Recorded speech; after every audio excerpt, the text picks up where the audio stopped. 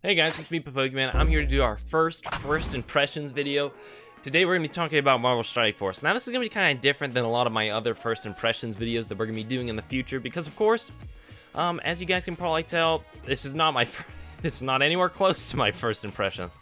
I played this game for 240 days as of right now.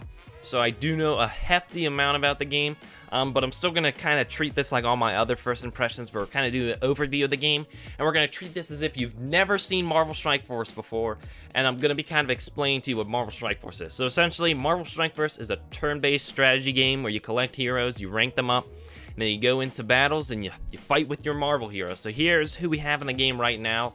This is update 1.4. They just recently added Scarlet Witch and Kamala Khan. So here you can get an idea of the characters in the game. You can see they have a lot of Marvel heroes and villains from across everything, with a heavy emphasis on the MCU, but they have added other characters like Cable and Deadpool, and they also have the Minions as playable characters, similar to Star Wars Galaxy of Heroes. And as you can see right here, I'll give you guys an idea of the art style. Captain America right here, Crossbones, Quake, Black Widow, Yondu, Thanos, Hawkeye, Rocket Raccoon, and again with these characters, it's relatively straightforward how they're leveled up. You have gears, and you can collect gears to upgrade their power. They have skills that can be upgraded by collecting ability mats. You can find more of their character shards to rank them up, which I always love in a game when they allow you to rank up a character's star rank by collecting fragments of them. Really love it when they do that in a game. I'm not a big fan of Contest of Champions where they don't let you rank up star ranks of characters, and then to level them up, you use XP chips. But again, that's very expensive, and I do not have a lot of those laying around. So as of now, Marvel Strike Force has like 5-ish modes. You have Alliance Raids where you can join an alliance and you hop into a map, and then you kind of go from node to node in this battle with your alliance, and then you can hop into a battle right here, and then you'd fight these enemies on this node. So as you can see right here, this is who I'd be fighting here. And then you clear it, move on to the next node, next node, next node. Everybody in your alliance is working on a map. There's 3 maps for a raid, and everybody, you have an alliance of 24 people, and it's 8, 8, and 8. As you can see right here, here's another map with a different set of people, and they're trying to clear all the nodes in that map. Then they have different alliance raids that come in from time to time, like Thanos raids, for example, and this is how you get Thanos in the game. And you work here to earn alliance credits, which then can be used to get more stuff out of here, more orbs, and special characters are only available from completing raids. Next up, we have the Alliance. Again, this is just the Alliance tab, not a lot to see here. There is data mining of potential helicarriers that your Alliance can upgrade and sort of work on together. That is not in the game at the moment, nor is Alliance Wars, but it'll probably be similar to Contest of Champions, where you have the map and you set up your teams, and you're essentially creating the nodes for the enemy alliance to go through. So again, probably the biggest thing you'd be able to see in this tab is War, but it's not here yet. It hasn't been here for like 6 months after launch, so not much to really see right now. We have Blitz, which is sort of like, I believe, Arena in Contest of Champions, where you hop into a battle. You can dig through your whole roster, and you can use everybody. Once you use characters, they go on a 2-hour cooldown, and you keep going through your roster, and your goal is to use as many characters as possible to earn as many points as possible, so that way you can get, you can place as high as possible to get the max amount of rewards. I'm not a huge fan of this mode, because I think it's relatively time-consuming and can get sort of boring. But, you know, it's good for people that want to play the game often, because by the time you run through your entire roster, you know, you're maybe 30 minutes in with a 2-hour cooldown. You know, you're playing the game pretty much every hour and a half. A great thing about Marvel Strike Force is they have all these campaigns right here.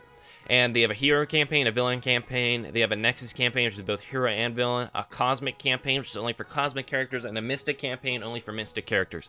I really enjoy how they have these different campaigns that allow you to focus on separate characters and encourages digging a wide roster, which is something really important to keep you invested in these kind of games, so that way it encourages you to always get the next character, because you might need them for a mode in the future. They do not have a mode like Shadowlands in future fights, so I hope that they do add a mode like that soon, so that way it encourages you to use even more of your characters, because again, right now you only have those campaigns, so I just want more reasons to build an even bigger roster. I love it when games do that. Now, what they used to do is have you run alliance raids to unlock new characters. Nowadays, they're moving more towards having these limited time campaigns that you can run through, and then by running through these, you'll collect fragments for an orb, which then you can open up, which will drop a random amount of shards for the character. And next up, we have Arena. And this is sort of it's more stagnant PvP mode. Blitz is sort of crazy. You're continuously fighting opponents as quick as you can to try to get the most amount of points possible. This is a little slower. You set up your defense team, and then you go into battle, and you're going to pick one team to fight against, and then you'll see who you can beat, you know, refresh, try to find the team that you think your team can beat. Then you're going to fight them. If you beat them, then you take their placement, and then every day they give you rewards based on your placement. So, you know, this is nothing really new, but it's still, you know, nice that the game has it. And of course, then there are certain characters that are only available from Arena. You can only get these characters from the credits that you get in Arena. Same for Blitz. Their characters are exclusive to Blitz that you can only get by running Blitz. And then let's talk a little bit about orbs in this game. So the primary way you're going to be getting character shards is, of course, you can farm them out in a campaign node, like for example right here. But the drop rates are pretty pitiful in this game. You know, let's run a couple here. So I got one out of there, so that actually wasn't too bad. But as you can see, it's a slow process. So a big way that you'd be farming out characters, and especially if you're spending money, is you're going to be going into the store and you're going to be buying orbs. Now, these orbs are not worth it. They're dropping roughly 15 shards for a character at like roughly $6-ish a piece. So not worth it. I wouldn't advise you buy the orbs if you start this game, but they usually have different types of orbs that come around that can help you get specific characters. These are a bunch of different orbs you can get in the game. Here is the Chaos Orb that was from the Scarlet Witch event, where you'd run her campaign and open up the Scarlet Witch Orb, and here's the Kamala Khan Orb for right now when we have the Kamala Khan event. They also have challenges, which are daily things you can run that give you some rewards. And you have milestones, nothing crazy here by, you know, they have them that rotate out. Right now it's spend gold, and by spending gold you can earn, you know, orb fragments to get orbs.